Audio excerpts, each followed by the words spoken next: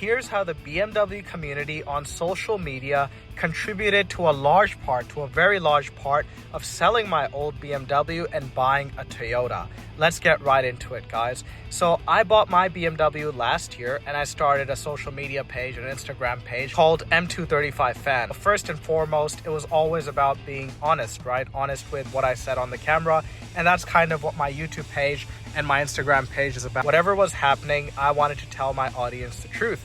And when I started my page, I took my audience through the repairs, through the good times of my BMW as well, because best believe, guys, a BMW is indeed a very nice machine to own, right? And I was coming from a Japanese car background, owning things like the ND MX-5 in manual, the 2-liter, which is a beautiful vehicle, and the Suzuki Swift Sport Turbo, and a few other Japanese cars. And I got into this M-Lite, this M235i with the straight 6 N55 motor, which is BMW's bread and butter, right? And I was absolutely blown away, right? And I wanted to share that happiness with my viewers as well. And for the longest time, people were pretty happy with what I was doing. My page was growing rapidly. It grew to about, I believe it was about 5,000, sort of near there, in a matter of maybe 5 months, right? So about 1,000 people per month. So the growth was good. I had a bunch of viral videos as well. Near the end, what happened, guys, is I started facing more and more problems with my BMW, right? It was a 2015 model, and I started getting a bit disenfranchised with the brand. Now, my ethos has always been that, know what you own, right? If you own a BMW, it's not going to treat you like a Toyota, right? And especially a used BMW outside of warranty. And I've always said it, but, it was starting to hurt just a little bit more, right? Just some of the electronic issues I was having, or to fix certain things. And I'm thinking, it's only an 8.5-year-old BMW, only 60,000 kilometers, perfect inside. Why am I getting these issues, right? I wasn't too happy about it, right? And you heard all the rumors of old BMWs being unreliable. To a large extent, I had disregarded those rumors, because BMW is still a premier brand, right? We all love BMW and, German products. But it was getting a bit too much for me. And I was sharing that with my audience as well, right? And I finally made a video where I started cross-shopping a bunch of cars, and I said I was cross-shopping a GR Yaris. And then I started to realize the realities of culture and car culture and social media and BMW culture online, okay? BMW is indeed, the largest social media population. I think especially on the short form platforms, Instagram, TikTok, it's huge, guys, okay? It's the most followed brand as well. And I was aware of that. I was aware of the impact that my videos were having, right? But I wasn't aware of how delusional some of the people were, because when I made my video and I said, I test drove the GR Yaris, and I laid out why I think the GR Yaris is a smarter buy for my specific situation. And part of the reason is I enjoy driving, and this is a newer model. The suspension is fresh, everything's fresh on it. And, that helps me a lot. And then the depreciation is lower, and I value depreciation and the maintenance and, repairs. Given this car is under warranty, the repairs ideally would be covered by the dealership, and the maintenance, it's not a cheap car to maintain, I will say that, but, the maintenance still on this is, I would say, lower than an older BMW. So I took my audience through that, and I said, look, I don't think the GR Yaris is going to match the performance of the BMW, right? Straight line, N55 motor. This is no slouch. This will destroy that car on track. But, day-to-day driving, and I still believe that the BMW was just an excellent vehicle, high amounts of torque, good engine noise.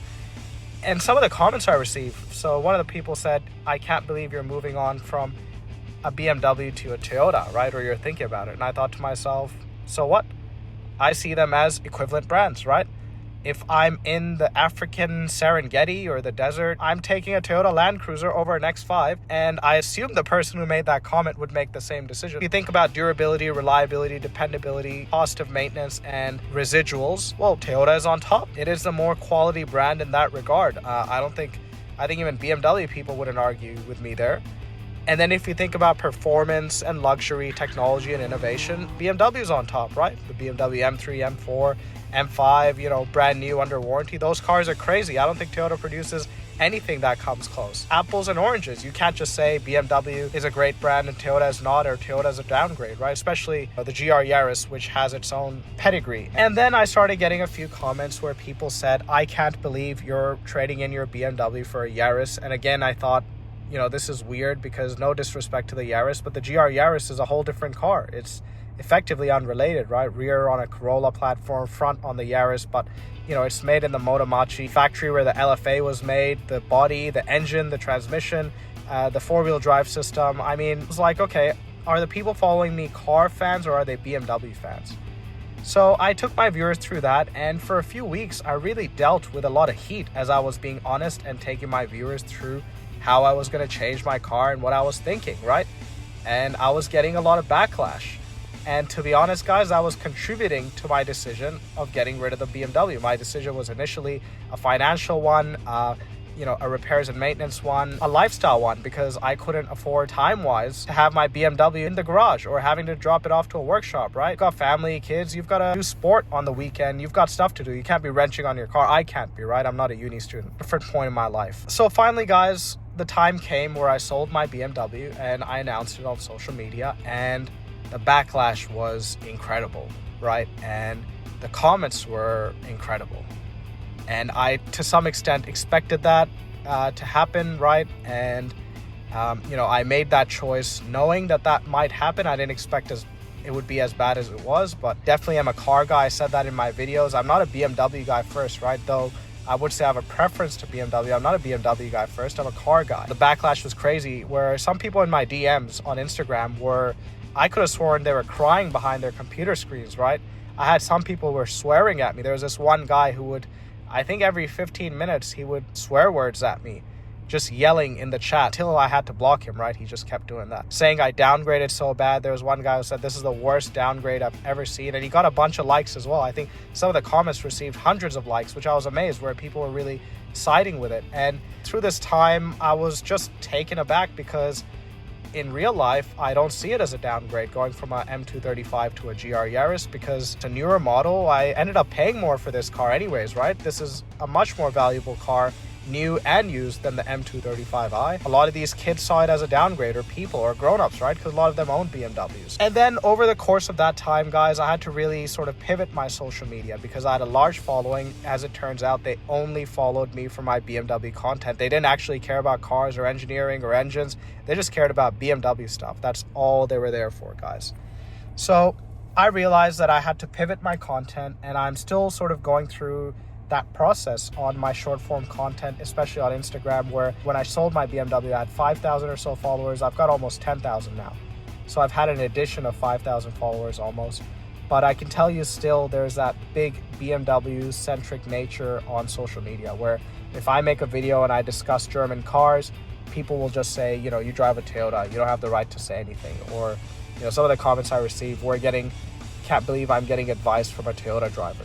So that's what happened with the community, guys. Now, I will say that there's a large part of the BMW community who was super supportive, right? Car guys.